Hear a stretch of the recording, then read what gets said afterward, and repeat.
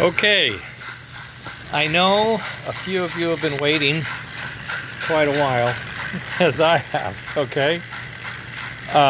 There's Royal Blue on the rolling road, as we call it. Andy's invention, which is lovely.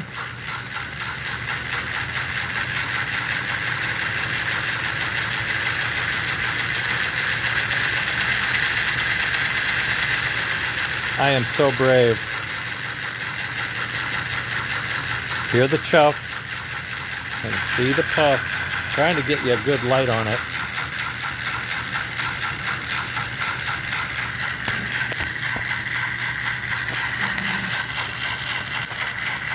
Might have a loose screw. Keep an eye on it. You got to hear this.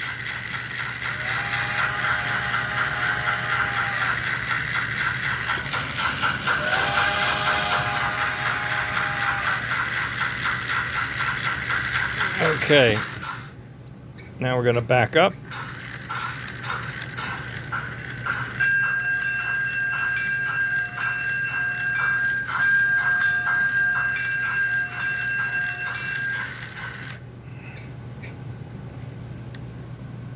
Oh yeah, that screw is ready to come out. All right, well, I might have to abbreviate this demonstration. Or maybe I'll just tighten it up and keep going. How's this one? This one's fine. All right. Happen to have the wrench right here because I just did it. There we go. Now let's see what we got. Yeah, back on track. I want to mention this rolling road a little bit because I happen to have 4 of these assemblies ready to go. If anyone's interested, let me know because I can't keep them. I built them. I've got the bearings. Everything's brand new printed. I have 2 assembled and 2 unassembled. I only have 1 of the support track pieces, but you can either take it like this or wait and I'll get the other pieces out. This takes over almost 4 hours to print, just to give you an idea. But you know, a piece of wood on a 1x4 on a piece of track would work the same, okay? As long as you've got the track clip to your train, to your transformer. So this guy is a Royal Blue chassis which never had smoke. We've gone through that other video, but in case you're new, I just thought I'd let you know. This had the E-unit, reverse unit sitting up here. This E-unit is now a digital reverse over here that we built. Uh-oh, that probably should not be sitting among all that. This is the sound system and also the digital Puff and Chuff. In the vintage flyer, you have the gear and the rod and the piston, and it makes the puff come out and it makes that chuff sound. Well, we don't have that here. We don't have that gear. We don't have a way to put a gear in. So we had to come up with a mechanism, a contraption, if you will, and we've done that, and that's what's in here. We've also replaced the motor with the fields of the motor with a permanent magnet field set that are housed in a 3D printed frame that help put together the Puff and Chuff trigger and sensor devices that are inside there as well. So we have the Puff and Chuff triggers, and we have the PM permanent magnets for the fields, which convert this. Uh-oh, I hit a button. Convert this AC vintage motor to a DC vintage motor. It's the flyer armature and the flyer brush holder and brushes and springs, but it's a DC version of it, okay? And this guy takes track voltage. This is a power distribution module right here. It's taking AC, converts it to DC, and sends it out to all the devices. He's getting some of it, a smoke generator is getting some of it, and the controller for the motion is getting some of it. So the track power is divided into 3 pieces and sent out.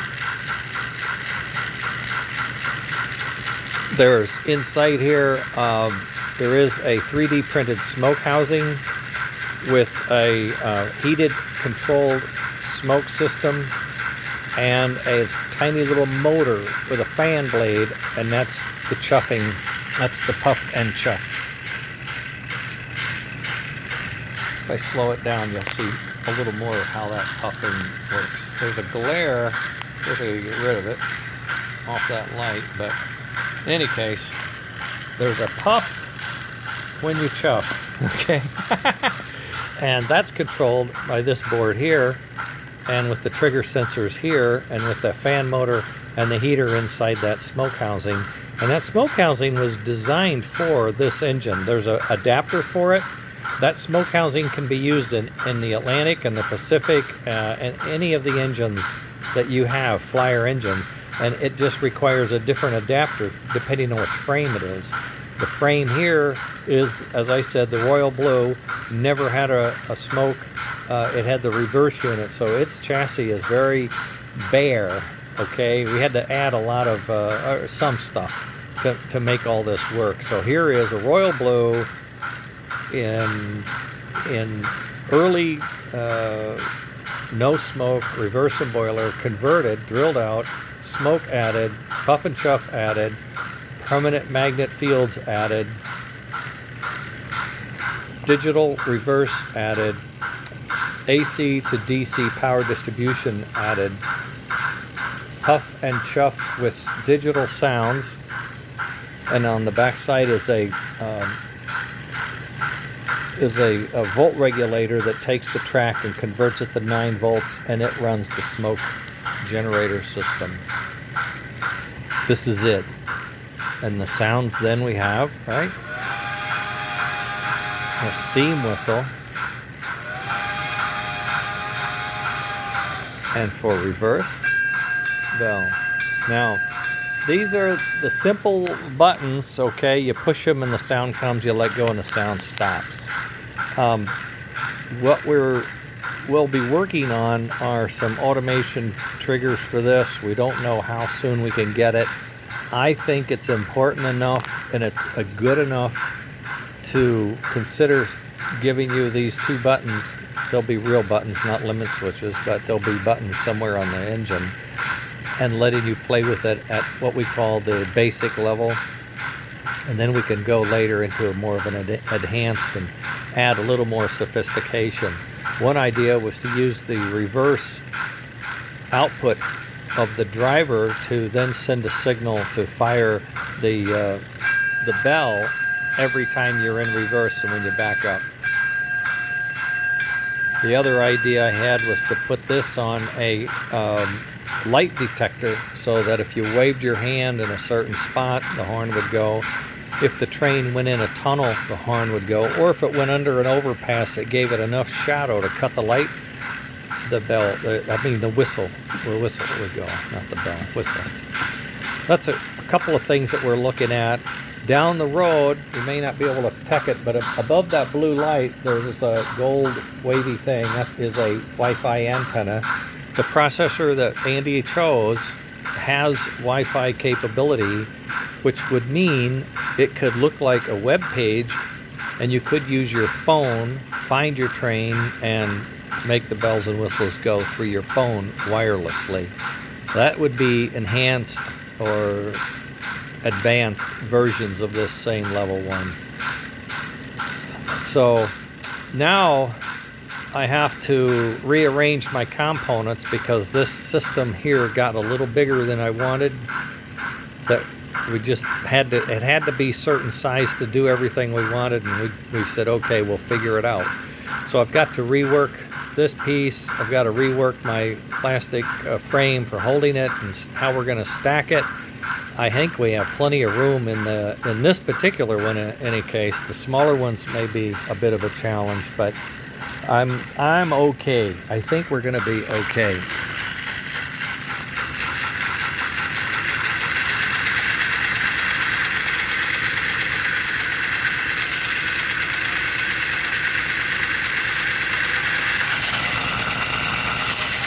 Hard to hear it at that speed.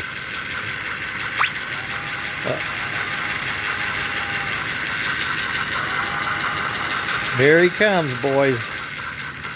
Casey Jones in the Royal Blue. These rolling roads are awesome for testing. I want to tell you, I don't know what I'm going to sell them for, but it's not going to be a whole lot of money because I printed it myself, and those bearings are $8 for the set. So what do you think? 25 bucks, is that a fair price for a rolling road tester?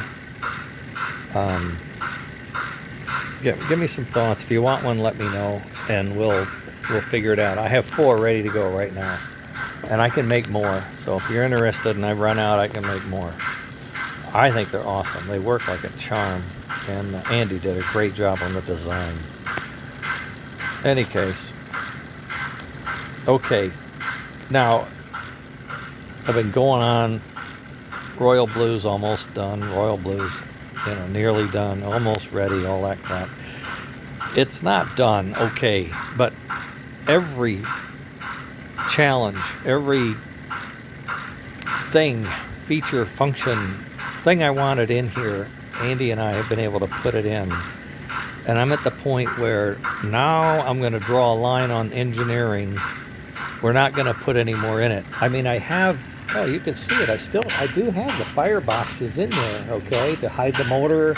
And I'm going to put a flickering firelight. I found the firelight that I have. I'm going to make that flickering fire. I'm thinking about printing this in blue, so when it hangs down, it's blue or black. I don't know which. And this has rails. I'm going to put the rails back on. I'm going to polish it up. I thought about getting it painted. I just don't know if I'm going to have the time or inclination. The only tender cover I have is just awful. It's just awful. It's not even a Royal Blue. It is a Royal Blue style and design, but it's not, it's not even painted Royal Blue. So I'm thinking I may sand it down and just wrap it in blue like a car, just wrap it, because I can't paint and it's really pitted. So what do you think? Wrapping it? And then, I don't know, this is mine engine. If I do anything, I'll probably give it to Andy because he's done so much work.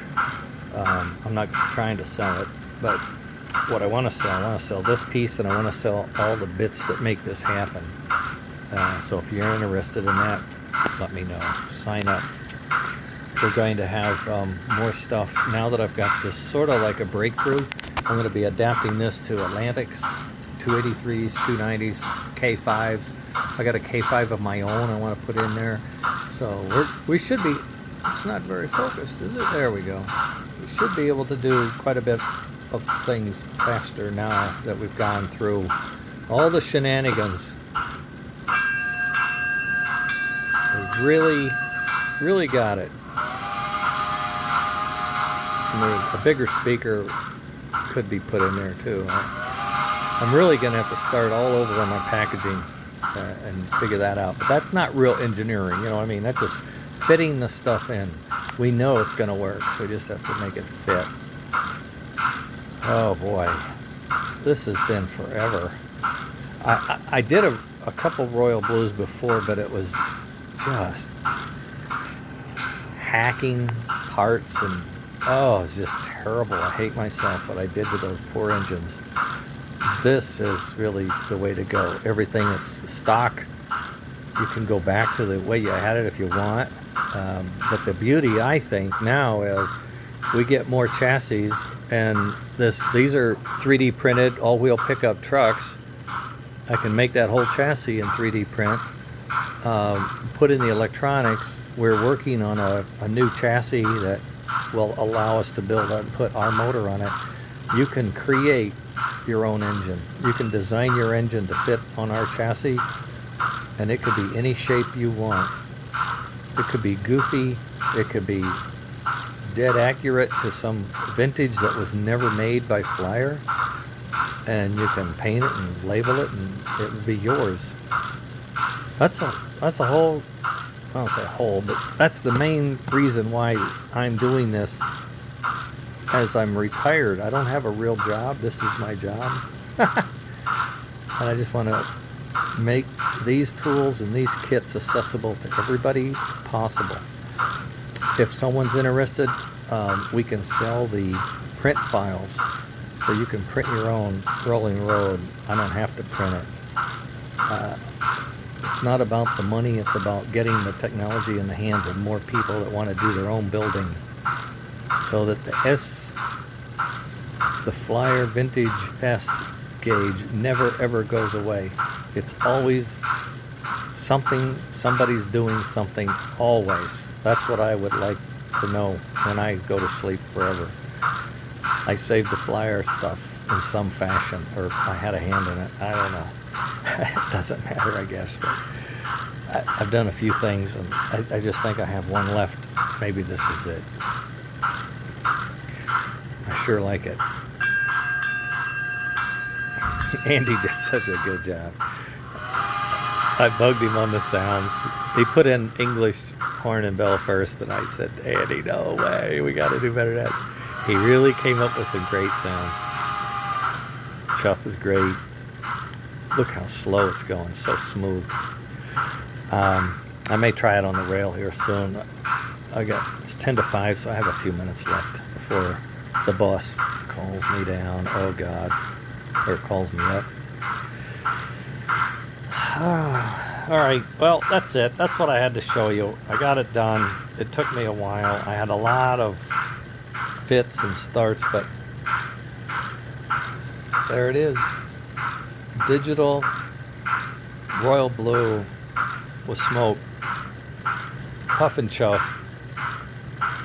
bell and whistle, firebox, all-wheel pickup. We'll do lights and railings. It will look like an engine when I get done with it. It's not going to look like some kind of science project. Inside it will, I'm afraid, but not on the outside. Okay, folks, there it is, the Royal Blue in all its glory with smoke, with puff and chuff. Yeah, I like it. I think it's going to be cool. All right, gang, close it down.